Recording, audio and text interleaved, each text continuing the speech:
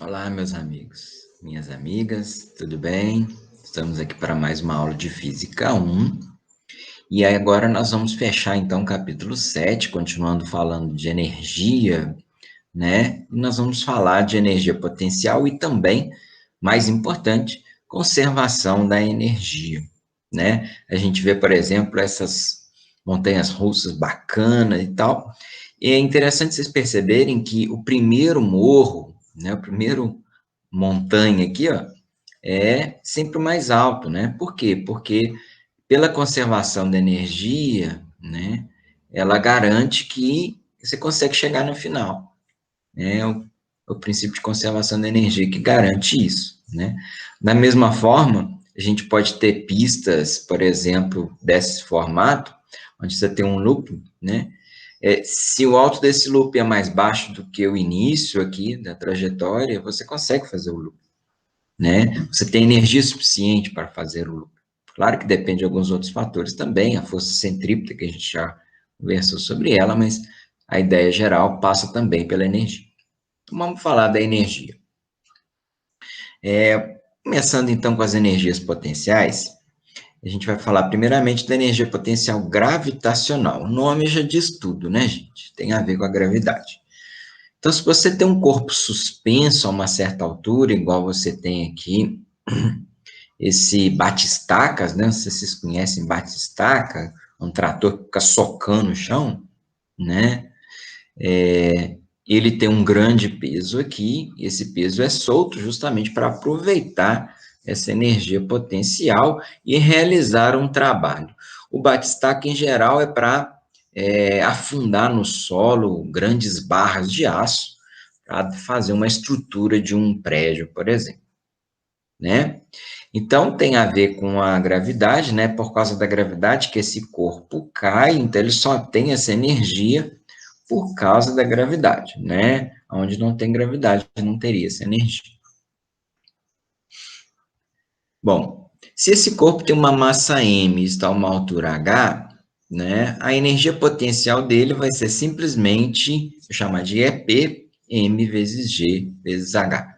Massa vezes a aceleração da gravidade, que geralmente vai usar 10 metros por segundo quadrado, e vezes a altura. Quanto maior a altura, evidentemente, maior a energia potencial. E também, quanto maior a massa, maior a energia potencial, né? Que vai realizar um trabalho, ou que pode, pelo menos, realizar um trabalho. A energia potencial tem esse nome de potencial porque ela pode realizar um trabalho ou não.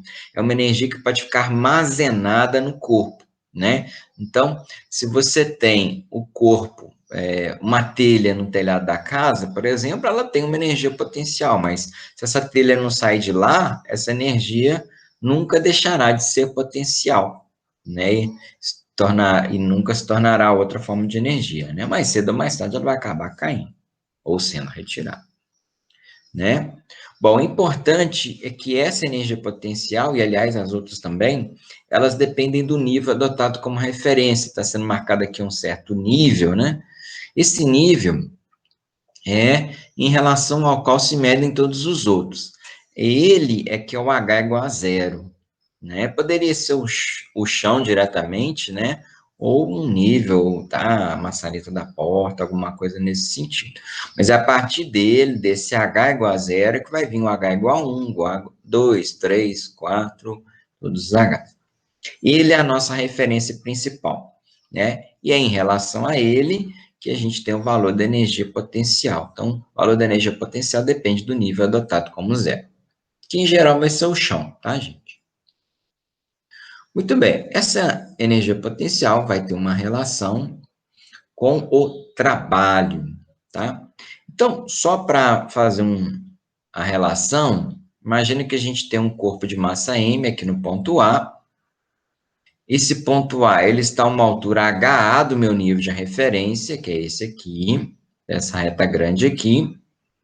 E digamos que esse corpo ele cai do ponto A até o ponto B, que está a uma altura HB do meu nível de referência aqui.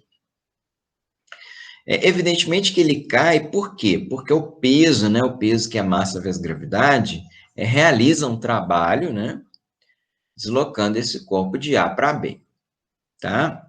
Bom, trabalho a gente já aprendeu a calcular, né? Quando a força e o deslocamento estão na mesma direção, no mesmo sentido, o trabalho de A para B é simplesmente a força vezes o deslocamento. No caso, a força é o peso, né? Que depois vai virar o SMG. Veja, qual que é o deslocamento aqui, né? O deslocamento foi do ponto A para o ponto B. O ponto A mede HA, o ponto B é HB, então esse deslocamento seria HA menos HB. Então, trocando o peso por mg, vai ficar multiplicando HA menos HB, a gente pode distribuir a multiplicação aqui, né? mg vezes HA menos mg vezes HB. Mas o que é MGH? MGH é energia potencial, né? Então, MGHA é energia potencial do ponto A. MGHB é energia potencial do ponto B.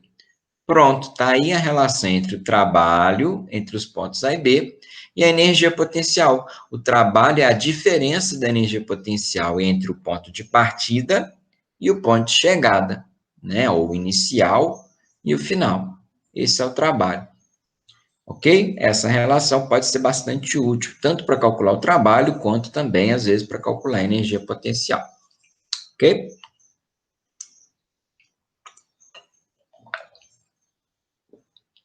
Bom, vamos fazer um exercíciozinho, vamos aproveitar uma questão do Enem aqui, né?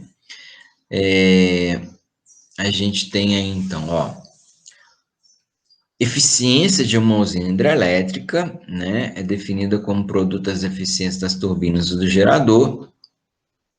Eu vou mostrar isso para vocês. Aproveitando o desnível de 50 metros de um rio, planeja-se construir uma usina hidrelétrica que produza uma potência de 100 megawatts, né?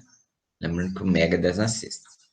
Se as eficiências das turbinas hidráulicas do gerador elétrico são, das turbinas do gerador, perdão, são respectivamente 95 e 90, considerando a aceleração da gravidade igual a 10, qual deve ser a vazão em quilogramas por segundo de água necessária para produzir aquela potência. Então, vamos lá. Então, olha só, vou fazer esse rendimento por partes, tá? Pode ser feito pelo produto, como o problema mencionou, mas só para ficar mais claro, eu vou fazer por partes. Tem dois rendimentos aí. Primeiramente, do gerador. Então, eu quero obter 100 megawatts, mas eu só tenho um rendimento de 90. Então, qual a energia que tem que chegar no gerador? Se 100 megawatts corresponde a 90%, o que tem que chegar é o 100%, né? É o X. Ok? Então, vou multiplicar cruzado aqui, 90x igual a 100 vezes 100. Então, o x vai dar 10.000 por 90, vai dar 111,11. 11 é uma dízima. Então, quer dizer que no gerador tem que chegar 111,11. Só que isso vem da turbina. E a turbina só dá um rendimento de 95%. Então, quanto que a turbina tem que receber? Né? Então, ó, 111,11 é 95%. O que a turbina tem que receber, então, é 100%. Vou chamar de Y, para ficar diferente do X. Multiplicando cruzado, 95Y igual a 11, 11, 11, né? 11.111, dividido por 95, então vai dar 117 megawatts, tá? Corresponde, então, 1 watt é 1 joule por segundo, né? 117 megajoule por segundo. 1 mega, 10 a 6. Se você fizesse o produto dos dois rendimentos, tá? E fizesse o cálculo da porcentagem direto, também daria certo. Ok? Eu optei por fazer aí dessa forma separado, mas pode ser feito junto também. Então, 117 megajoules, 117 vezes 10 a sexta joule. Bom, essa energia, essa quantidade de energia que ele precisa vai vir da energia potencial, né, da água lá nos 50 metros de altura, né? Então, eu tenho essa energia de 117 vezes 10 a sexta, vem dos 50 metros de altura, a gravidade é 10, vou achar a massa aqui, tá? Então, multiplicando cruzado aqui, ó, direto aqui vai dar 500, 500m, né? 500m igual a 117 vezes 10 à sexta. Então, nosso m será 116 vezes 10 à sexta por 500. 500 é 5 vezes 10 ao quadrado, só para aproveitar a potência de 10. Que aí vai dar 117 por 5, vai dar 23,4. 10 à sexta por 10 ao quadrado dá 10 à quarta. Ou, em notação científica, 2,34 vezes 10 à quinta quilogramas. Esse quilogramas é a cada 1 segundo, porque lembra, eu peguei de watt, watt era joule por segundo, né? Então, eu peguei em 1 segundo. E aí, aqui, esses quilogramas é também em 1 segundo, logo, a nossa vazão vai ser 2,34 vezes 10 na quinta quilogramas por segundo, que é a nossa letra B lá, ok?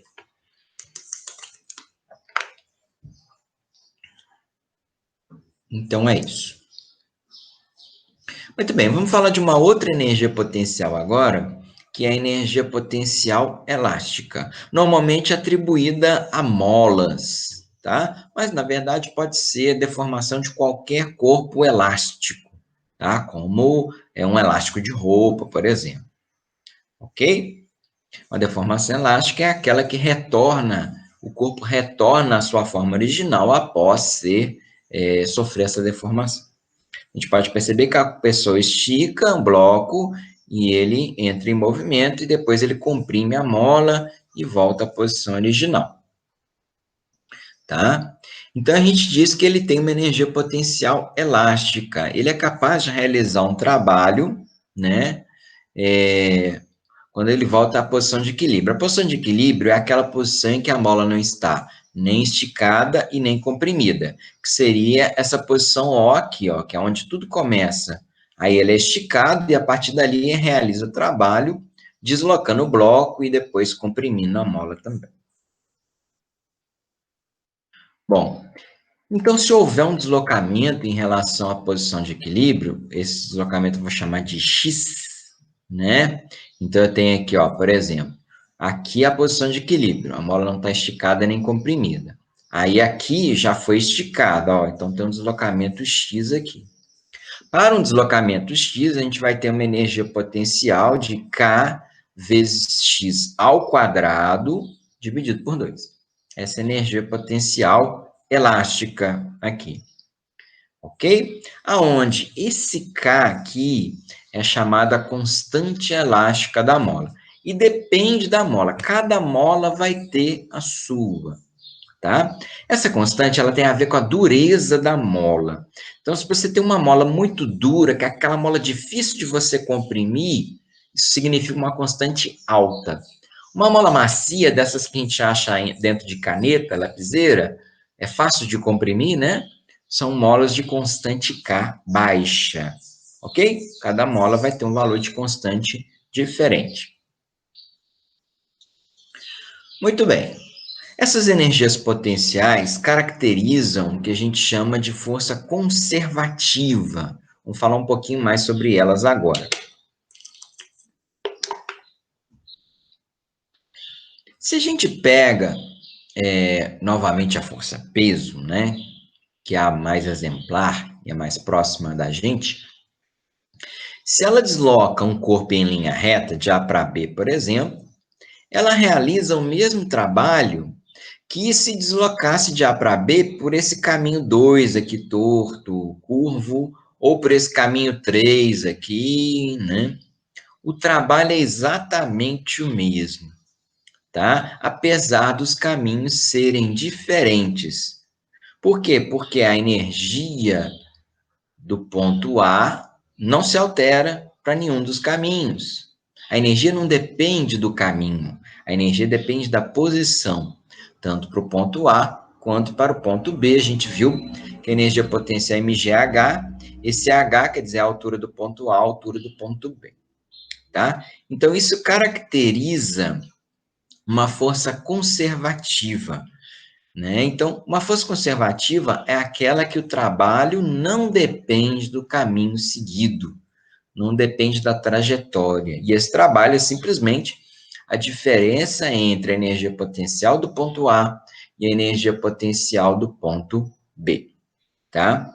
Isso é uma força conservativa. Então, a força peso é uma força conservativa, a força elástica, né, que a gente acabou de falar dela, também é uma força conservativa, e existem outras forças, como a força elétrica, a força magnética, que também são forças conservativas que a gente vai estudar mais à frente, ok? Agora, o que não é conservativo são as forças dissipativas. As forças dissipativas são aquelas que, pelo oposto, né, o trabalho depende da trajetória, né, depende do caminho seguido. Isso é uma força dissipativa. O atrito, por exemplo, é uma força dissipativa. A resistência do ar é uma força dissipativa. Se o atrito atuar ao longo de um caminho maior, ele vai dissipar mais energia. Ele vai mandar mais energia embora. Nós vamos falar sobre isso daqui a pouco. Tá?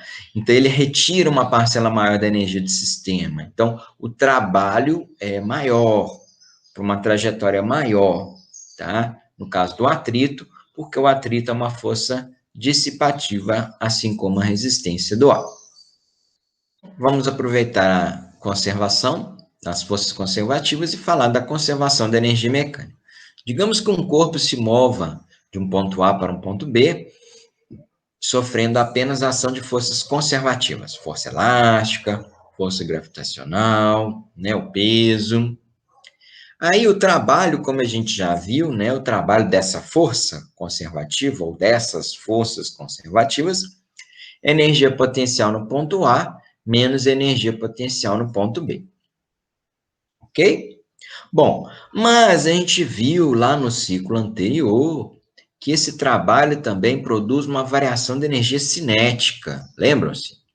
O trabalho seria, então, entre A e B, seria energia cinética no ponto B, menos energia cinética no ponto A. Reparem que a ordem aqui é diferente, né? Aqui é A menos B, aqui é inicial menos final, aqui é B menos A, aqui é final menos inicial. Ok? Esse trabalho é exatamente o mesmo, tá, gente? Então, a gente pode igualar a expressão, as duas expressões do trabalho, e aí a gente teria energia potencial no ponto A menos energia potencial no ponto B, é igual a energia cinética no ponto B menos energia cinética no ponto A. Vamos juntar os A's e os B's, né? Então, vou jogar aqui, ó, essa energia cinética para o lado de cá, ela está negativa, ela passa positiva, e vou pegar essa energia potencial negativa, vou passar para o outro lado positivo. Então, olha como é que ficou. A soma da energia potencial do ponto A com a energia cinética do ponto A é igual a energia cinética no ponto B, mais energia potencial no ponto B, tá? E isso é exatamente o que a gente chama de conservação da energia mecânica, tá?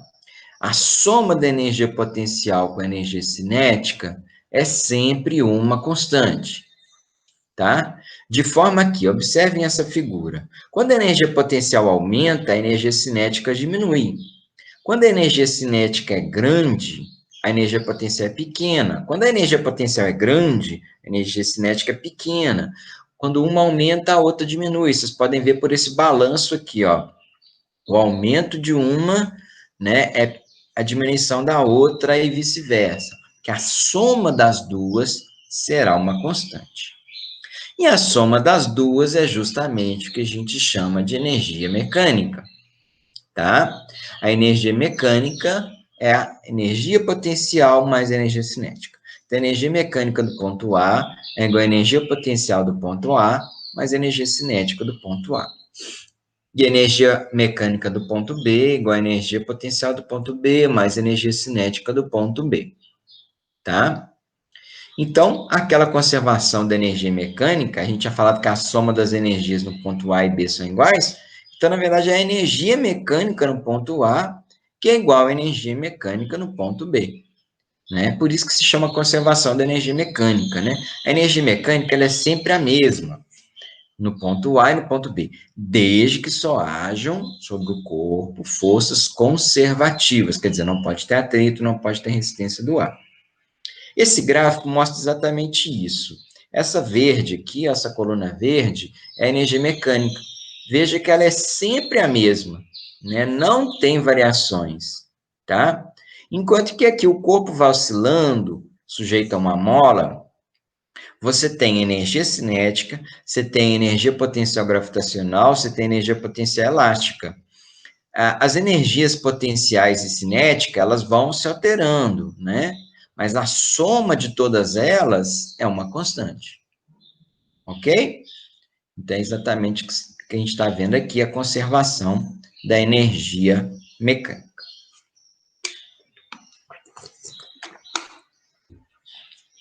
E essa conservação, ela é muito importante e é cobrada em muitas questões.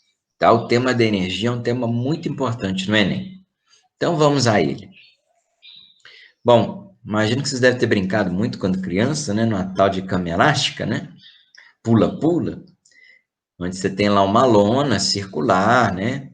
Presa por molas, né? Talvez você nunca tinha percebido as molas, mas embaixo dela tem muitas molas. O tecido somente não seria suficiente para te dar aquele impulso todo. Então, as crianças vão pulando, etc., alterando e alternando suas formas de energia, potencial, cinética. Ao pular verticalmente, desprezando o atrito, então, se despreza o atrito, nós podemos usar a conservação de energia mecânica. Desprezando o atrito com ar, os movimentos de rotação do corpo enquanto salta, uma criança realiza um movimento periódico vertical em torno da posição de equilíbrio da lona, que vai ser tomado como h igual a zero, passando pelos pontos de máxima e mínima altura, que é o h máximo e h mínimo, respectivamente. E aí ele vai querer, o gráfico da energia cinética da criança em função de sua posição vertical na situação descrita. E aí nós temos as opções de gráfico. Não precisem se desesperar, né? A gente vai analisar com cuidado o que acontece com o gráfico para ver qual que é a melhor opção.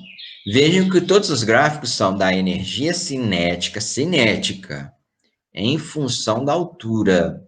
A primeira coisa que vocês têm que fazer no problema de gráfico é exatamente isso, né? É gráfico de quê? É gráfico de energia cinética em função da altura, da posição vertical, tá? Então, coloquei um eixo vertical aqui, representando a altura, tá? O nível H igual a zero é o nível da cama elástica. E aqui é a altura máxima que a criança alcança acima da cama elástica. Ok? Só para orientar a gente na resolução do problema. Bom, mas ele quer gráfico de energia cinética, então vamos enfatizar a energia cinética. A energia mecânica é igual a energia cinética mais potencial, tá? Então, se eu quiser isolar a energia cinética, é só passar a energia potencial para o outro lado, ela vai passar subtraindo, né? Então, a energia cinética, ela é energia mecânica menos energia potencial. Só que não tem atrito, ele falou para desprezar o atrito. Então, a energia mecânica, ela é uma constante, isso aqui vai ser um número. Menos a energia potencial. A energia potencial vai variar com a posição da criança. Mas eu sei que na posição de equilíbrio, que é o H igual a zero aqui, não tem energia potencial, tá? Então, teria só energia cinética. Agora, para H maior do que zero, que seria essa parte aqui de cima, né? A criança desencostou da cama elástica, aí ela vai ter energia cinética e vai ter energia potencial gravitacional. Só lá em H igual a zero que não tem energia potencial, é só cinética, né?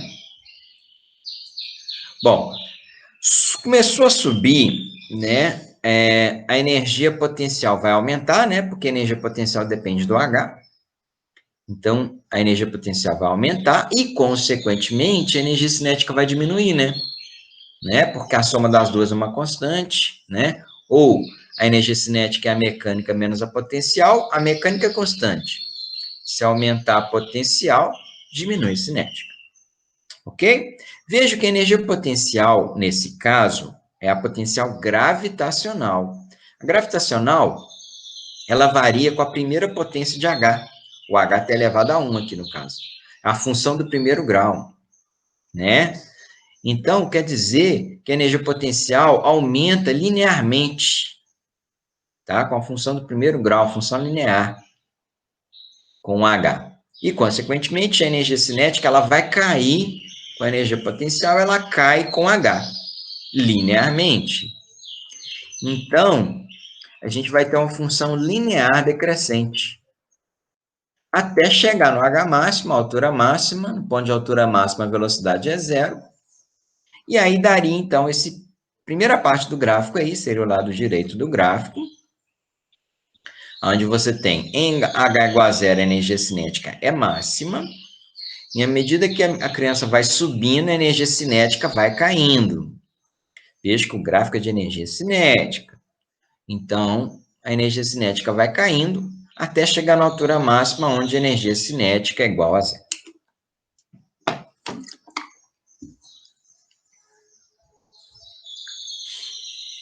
Muito bem. Agora vamos ver o outro lado do gráfico. O outro lado do gráfico é para H menor do que zero. Para H menor do que zero, ela vai abaixar aqui, ó, ela vai afundar a cama elástica, né?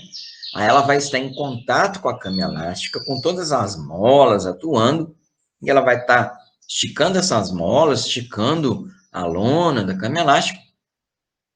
Então, agora vai ter uma energia potencial elástica, kx quadrado sobre 2, né? Esse x, na verdade, é o h, né? Esse x, no caso, nesse caso aqui, foi trocado pelo h, então você poderia até escrever kh ao quadrado, não fica muito bom não, né? kh ao quadrado sobre 2, né? Mas aí, à medida que ela vai afundando aqui, o h vai aumentando, o deslocamento vai aumentando, negativamente, né? Mas vai aumentando, né? Porque aqui o h seria negativo. Mas não importa, que vai ao quadrado mesmo. E aí a energia potencial vai aumentando também, à medida que ele vai afundando. Então, a energia potencial vai aumentando, né? E ela aumenta com h ao quadrado. Então, não é uma função linear mais, né? X quadrado, h quadrado, é uma função quadrática, a função do segundo grau. Como é que é o gráfico da função do segundo grau? A função parabólica, né? Vai dar uma parábola, ok? E a energia cinética vai estar diminuindo, né? Porque a energia potencial está aumentando, então a energia cinética vai estar diminuindo. Até o H mínimo, que é quando a energia cinética se torna zero. Ok? Então, o nosso gráfico ele vai ter uma parábola, né? Decrescente, né? Porque você começa da energia cinética máxima, vai diminuindo até chegar a zero. Mas não pode ser reta, tem que ser parábola, por causa da função do segundo grau lá do kx ao quadrado sobre 2. E aí, na hora que você junta esse gráfico com aquele outro, vai dar esse bonitinho aqui, que é a nossa opção, letra C.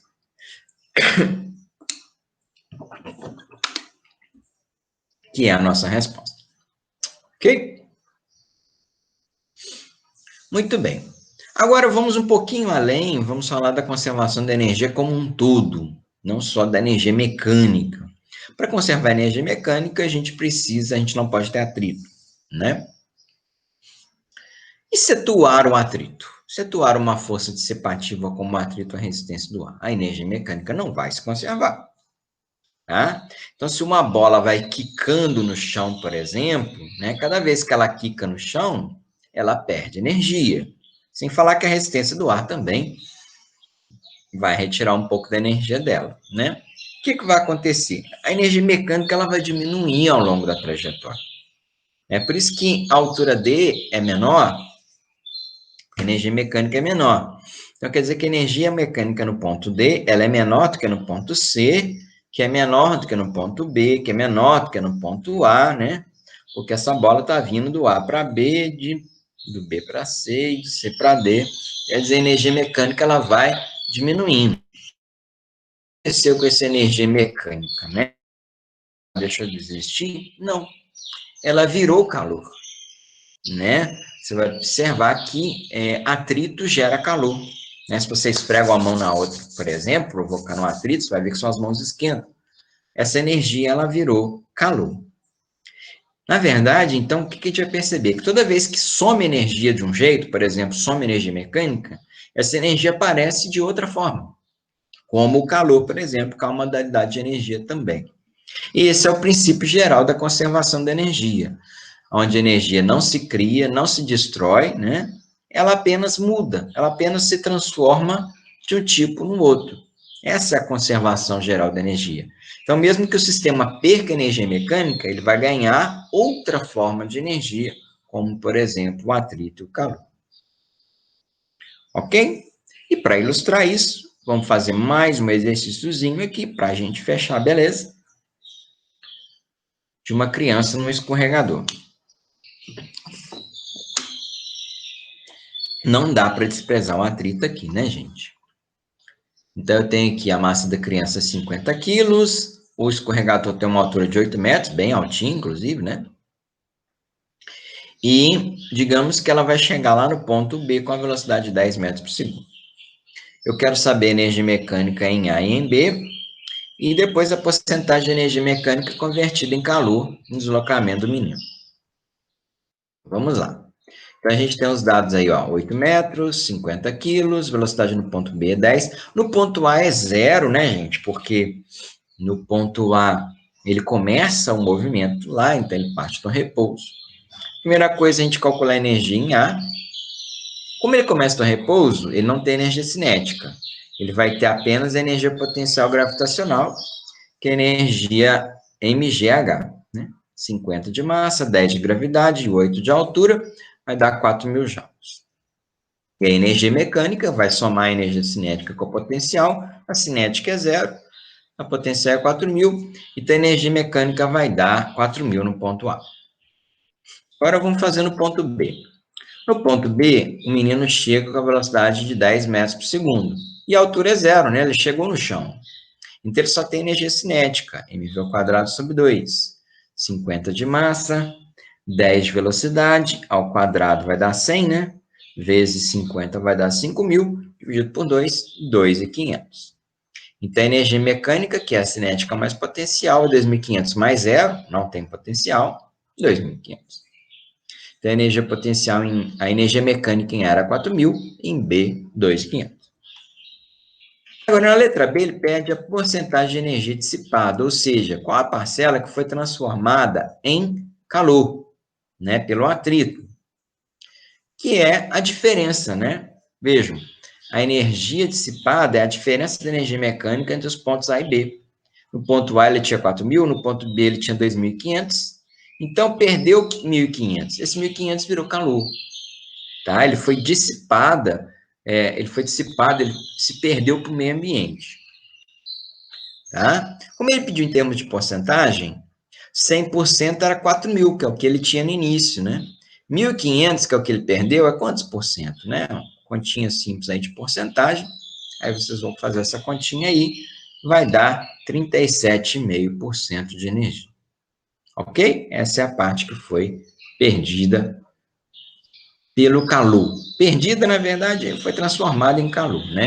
Não deixou de existir, não. Ok? Muito bem, vamos encerrando por aqui. Fica aí as referências, né? O livro de vocês aí, principalmente, da página 187 a 200. Tem vários exercícios resolvidos lá, tá, gente? Principalmente perto da página 200 aqui, 198, 199, 200. Vale a pena dar uma olhadinha lá. Qualquer dúvida, manda para mim, ou então depois a gente conversa na aula. Grande abraço para vocês, fiquem com Deus e até a próxima.